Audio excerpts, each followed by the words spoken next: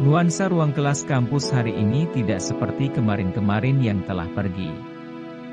Suasana kelas tampak teduh dan khusyuk. Para mahasiswa dengar penyajian materi dari Romo Mono yang tampak ganteng dan pintar. Sajian materinya menarik dan tak pernah membuat bosan para mahasiswa. Banyak mahasiswi yang menyukainya secara diam-diam. Para mahasiswi ingin ungkap rasa cinta kepada Romo Mono tapi tak kesampaian. Pada bagian penjelasan tertentu Romo Mono selalu menyebutkan satu mahasiswi sebagai contoh dalam penyajian materinya. Nama Moni selalu disebutkan dalam hari-hari selanjutnya. Gadis bernama Moni ini pun merasa ada sesuatu yang lain. Ia merasa di balik ini sang Romo tampan ini pasti menginginkan sesuatu. Malam pulang sesampainya di kos pun Moni tak bisa tidur. Dalam hati kecilnya ia bertanya, ada apa dengan Romo Mono? Apakah ia ada menyimpan rasa cinta untuk saya? Pertanyaan ini tak membuatnya nyenyak dalam ranjang sepanjang malam panjang itu. Moni membalak-balik badan agar terlelap dalam tidur panjang untuk temu apa jawaban di balik perhatian Romo Mono hari ini. Namun sayangnya mata Moni enggan pejam hingga mentari pagi menyapa. Ia mencoba buka jendela kamarnya dengar semilir pagi namun di sana pun tak ada jawabnya. Ia mencoba menatap jauh ke arah timur nun jauh untuk melihat seperti apakah pancara mentari di awal hari ini. Mentari pun memancarkan sinarnya secara perlahan. Ia mencoba tanya pada sapaan mentari pagi, juga tak ada jawabnya. Moni pun hanya diam dan membiarkan kisah itu berlanjut bersama waktu. Setiap hari Moni mahasiswi berbodi bagus itu selalu tampil beda dari teman-teman mahasiswi lainnya. Ia juga pribadi yang pintar dan selalu disiplin. Di balik keutamaan yang dimilikinya itu Romo Mono sedang menahan napas untuk memiliki gadis seksi berparas cantik itu. Dosen teologi di kampus ternama ini selalu menyimpan asmara untuk gadis Moni yang bersahaja itu. Suatu hari Bang Mono mendekati Moni dan berkomunikasi dengannya, "Mari dulu kamu itu molas sekali. Saya suka dengan kamu selama ini." "Ulah, Romo jangan begitu saya tidak mau berdosa Demikian jawab spontan dari Moni. "Iya kamu itu badan bagus dan lebih cantik dari teman-temanmu yang lain. Saya suka sekali dengan kamu." Romo Mono terus ungkapkan hasrat hatinya agar gadis cantik itu terbuahi oleh rayuan mautnya. Walaupun demikian Moni tidak mudah jatuh cinta karena ia tidak ingin terjadi cinta terlarang di antara mereka berdua. Dalam hati kecil bunga desa bersahaja itu berbunga kelopak-kelopak karena dosen ganteng yang berstatus sebagai Romo bisa jatuh cinta dengannya. Siang ini tidak biasa seperti siang-siang kemarin. Usai kuliah teologi di kelas A, Mono mendekati Moni dan menyapanya, kamu tinggal di mana?" "Romo, saya tinggal di kos." "Kalau begitu saya antar kamu ke sana ya." Begitulah tawaran dari Romo Mono. "Romo, jangan begitu, saya sudah biasa jalan kaki bersama teman-teman saya." "Biar saya jalan saja Romo, saya malu kalau Romo antar ke sana. Nanti orang bilang apa sudah," tegas Moni. "Ah, tidak apa saya antar habis langsung pulang, jadi aman saja." Tidak sibuk dengan mereka itu. Dengan berat hati siang ini gadis bersahaja itu diantar oleh Romo Mono dengan boncengan motor Mega Pro-nya. Hari berganti hari relasi di antara keduanya semakin mendalam sedalamnya laut. Pagi ini Moni lebih awal berada di sekolah untuk melihat daftar pembagian kelompok pendampingan. Moni gadis suci itu membaca daftar nama yang tertempel di papan informasi itu secara satu persatu hingga menemukan namanya tertulis di sana. Ternyata namanya termasuk dalam kelompok bimbingan Romo Mono.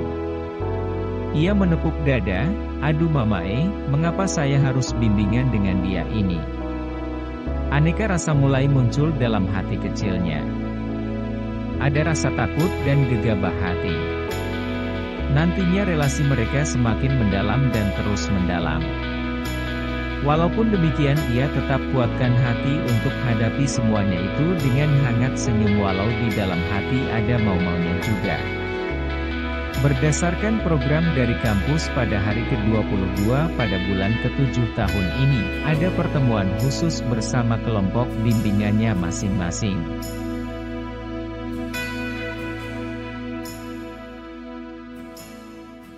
Dalam pertemuan itu aneka hal yang dibahas demi masa depan mahasiswa yang lebih baik. Romo Mono memberikan percikan sejuk lewat wejangan-wejangan yang indah. Para mahasiswa semakin senang untuk mendengarnya.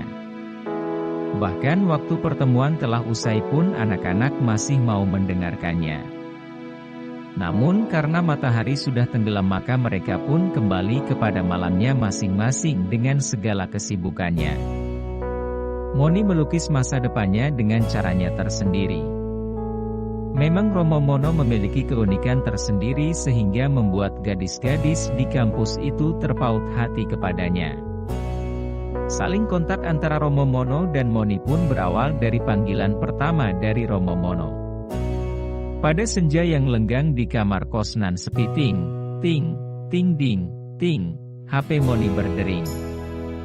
Moni bergegas terima telepon, ternyata itu ada panggilan masuk dari Romo Mono.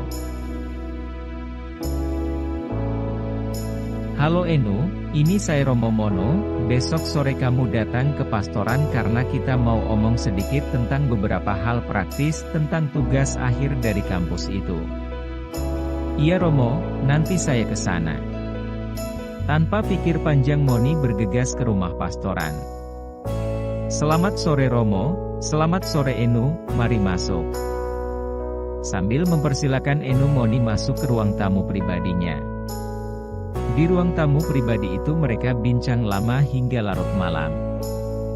Romo Mono duduk semakin mendekat dan bisik di tengah Moni, "Enu, sudah malam ini besok pagi baru pulang saja Enu hanya diam dan mengikuti apa yang Romo Mono inginkan sepanjang malam itu. Pada malam panjang itulah terjadi cinta terlarang antara gadis bersahaja Moni dan Romo Mono. Romo Mono rela menanggalkan janji selibatnya hanya demi hasrat nikmat sesaat. Kemurnian gadis sahaja Moni terenggut oleh nafsu liar Romo Mono. Benarlah kata dalam kitab suci, roh memang kuat tapi daging lemah.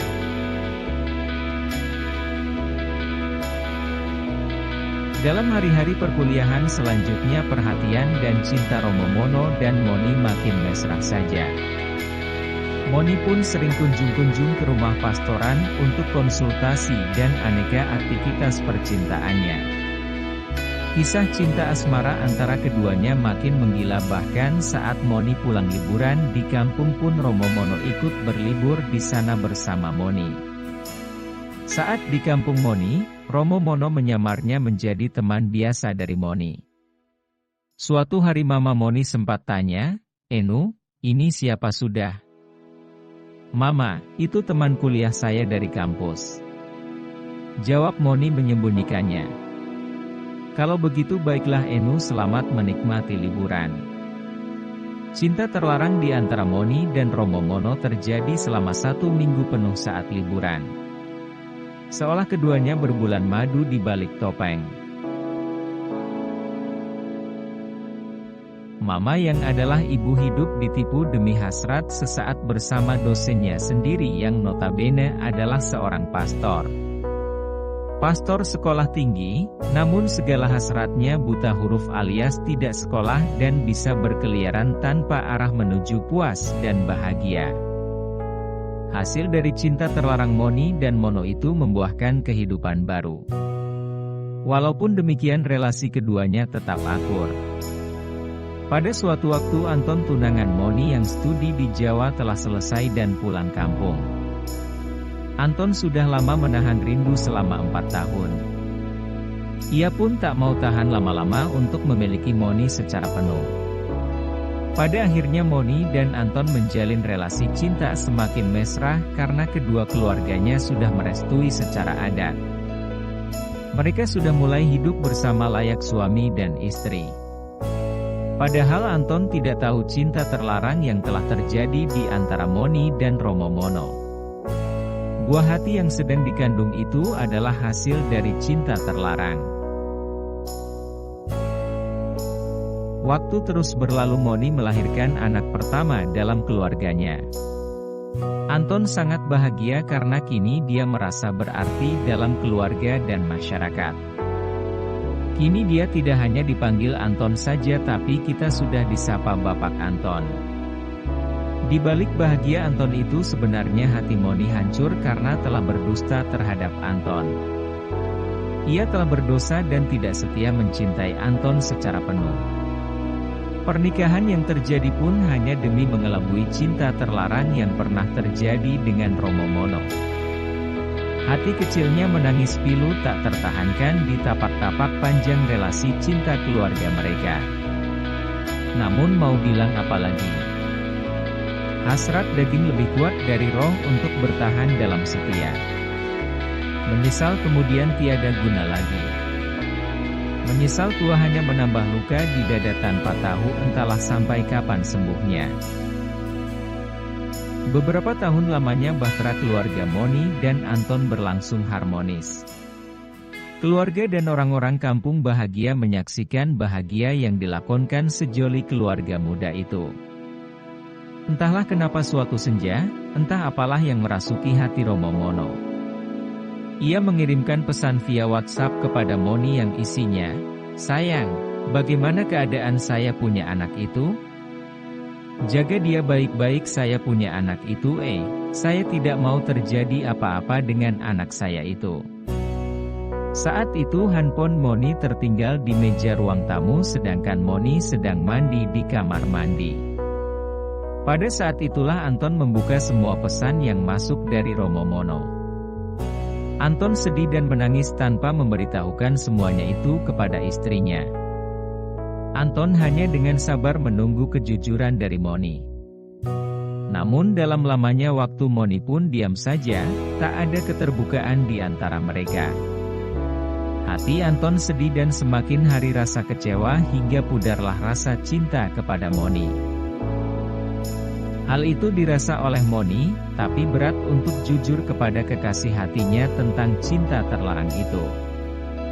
Sebelum senja pamit hari Sabtu pekan pertama dalam bulan ini, Anton mendekati Moni dan bisik di telinganya, "Moni, telah lama kita menjalin relasi cinta namun sayangnya kamu telah membenci aku. Kamu tidak jujur sama aku.